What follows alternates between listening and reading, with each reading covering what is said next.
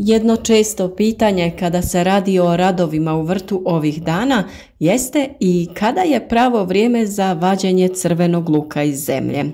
Znate da se mi trudimo da budemo u korak sa radovima u bašti, pa je zato to i tema našeg današnjeg videa.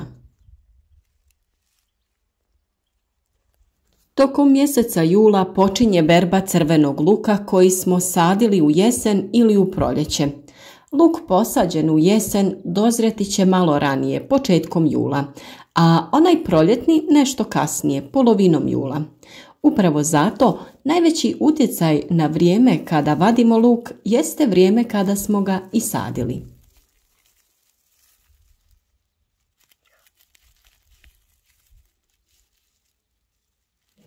Da bi znali da je luk završio sa vegetacijom i kada je spreman za berbu, morate pratiti promjene na nadzemnom dijelu. To je takozvana cima luka. Tokom rasta ona je uspravna, a kada luk prestane rasti i počinje dozrijevati, ona se krene polijegati. Nema potrebe da ga gazite kao što to neki rade.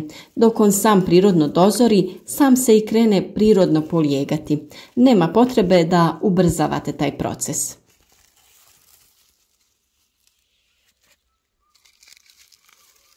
Dakle, čak nije ni potrebno čekati da se luk osuši u gredicama.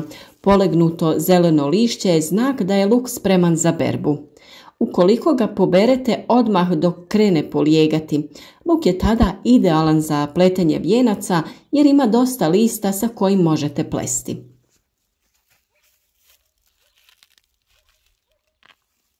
Luk se može još malo ostaviti duže da stoji u vrtu, a nakon polijeganja listovi će se sami malo po malo početi sušiti.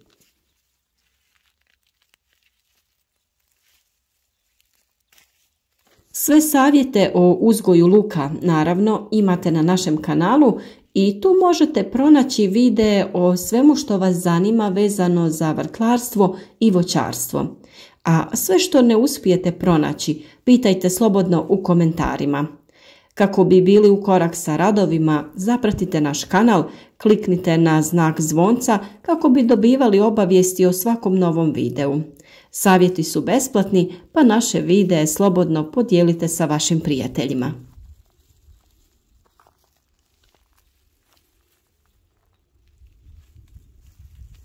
Luk se vadi kada lišće omekša i počne se sušiti, a oko 70% stabljika polegne. Vadi se, što ovisi o sorti, od početka do kraja jula, ali ovisno o vremenu sjetve, brati se može sve do 15. augusta. Treba imati na umu da što glavica duže ostane u zemlji, smanjuje joj se kakvoća i teže se čuva.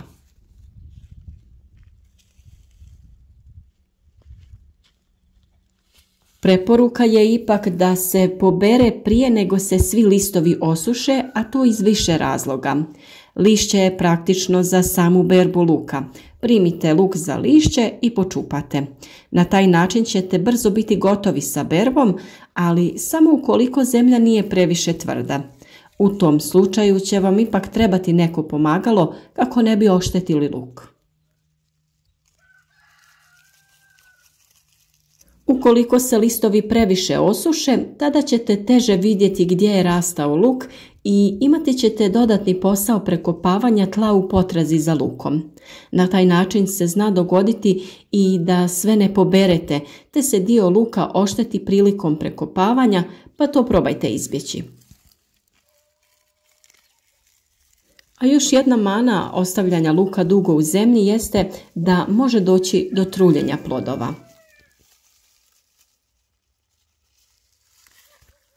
Unatoč velikoj suši i visokim temperaturama, uz odrađene mjere zalijevanja i pravovremene prihrane, ove smo godine jako zadovoljni sa veličinom glavica luka, kao i sa urodom općenito.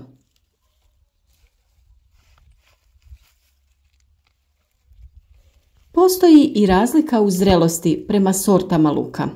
Jedne se odmah polegnu čim su zrele, dok recimo jedne sorte ljubičastog luka ostanu uspravne, tek poneki polegnu.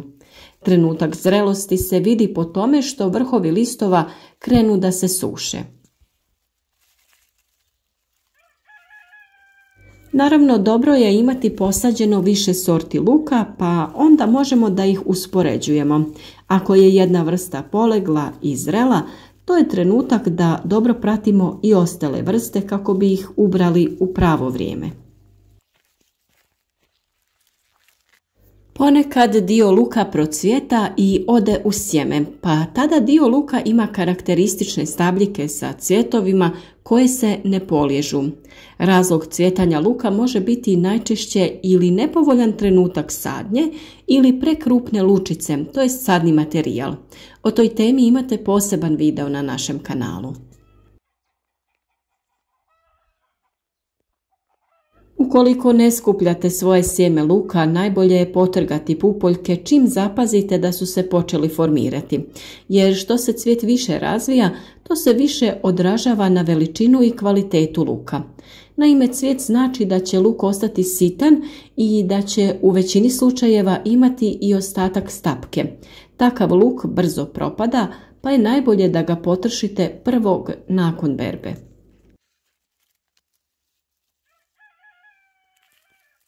Ovdje možete vidjeti kako to izgleda luk koji je pustio cvijet i ostao je dosta sitan. U sredini ćemo pronaći ostatak ove stapke, te taj luk neće biti baš ukusan za korištenje. Većinu njegovog središta popunjava ovaj mesnati dio, a ostatak ostaje šupalj. I ovaj luk naravno možete konzumirati, samo je bitno da ga potrošite među prvima jer on ne može dugo stajati. Ukoliko ste pratili naše prijašnje videe o sadnji luka, mogli ste primijetiti da smo jedan dio luka sadili uz mrkvu, zato što su luk i mrkva dobri susjedi u vrtu. Taj luk se pokazao jako uspješnim. Glavice su bile dosta krupne i jako zdrave. Naime, listovi mrkve su radili sjenu oko luka te zadržavali dovoljno vlage. Zato je ovaj luk ovako uspješan. Ovakvim načinom kombiniranja povrća u vrtu štedimo na prostoru i ostvarujemo dobre prinose. Ne znam koliko je moguće da vidite ovdje u videu, ali usporedite sa veličinom moga dlana koliko je krupan ovaj luk. Ove godine smo na vrlo maloj površini uspjeli uzgojiti dosta veliku količinu luka. A luk koji smo malčirali sa slamom je tek posebna priča. Dobili smo luk koji do sada još nismo imali. Malč je čuvao vlagu, a pravilna prihrana je odradila svoj dio posla. Ovo je stvarno razlog zašto uvijek preporučujemo da malčirate, to jest da stavljate slamu ili bilo kakvu prirodnu materiju oko vašeg povrća kako bi čuvala vlagu i biljke će biti jače i zdravije. Nakon berbe luk se odmah iznosi iz vrta. Nekada je bio običaj počupani luk ostaviti nekoliko dana u gredici u vrtu, ali to danas više nije moguće. Naime, s obzirom na visoke temperature, danas je to veliki rizik. Ukoliko ostavite luk izložen suncu, on bi mogao dobiti opekline i početi propadati. Doslovno može da se desi da se luk na direktnom suncu skuha. Vremenski period od nekih sat vremena nakon berbe sasvim je dovoljan da se luk malo osuši kako bi ga lakše očistili od viška ljuski i zemlje. Dakle, luk je potrebno sušiti na suhom prozračnom mjestu gdje ne dopiru direktne zrake sunca, najbolje pod nekom nastrešnicom. Prije spremanja na mjesto gdje ćete ga čuvati, luk mora biti potpuno suh jer u suprotnom može doći do truljenja i propadanja. Prije samog spremanja ili pletenja vijenaca luk očistite od viška zemlje i ovih suhih dijelova ljuski. Tu se misli na ljuske koje su same već krenule da se ljušte i njih je najbolje ukloniti laganim pokretima ruke. Tako očišćen luk može se spremiti u manje vreće za krompir i objesiti ili staviti u za to predviđene sanduke. Te možete na ovaj način da ispletete vijence koje ćete objesiti na prozračno mjesto. Luk se čuva na suhom, po mogućnosti prozračnom mjestu, ne podnosi jača smrzavanja i tada propada, pa ga nemojte čuvati u takvim prostorima gdje preko zime dolazi do smrzavanja. Redovito provjetravajte prostor, jer samo jedan luk koji ima na sebi trulež ili oboljenje može da zarazi ostale plodove i tada ćete imati puno štete. Ukoliko dio luka proklija na jesen ili tokom zime, posadite ga na otvoreno i imati ćete rani mladi luk.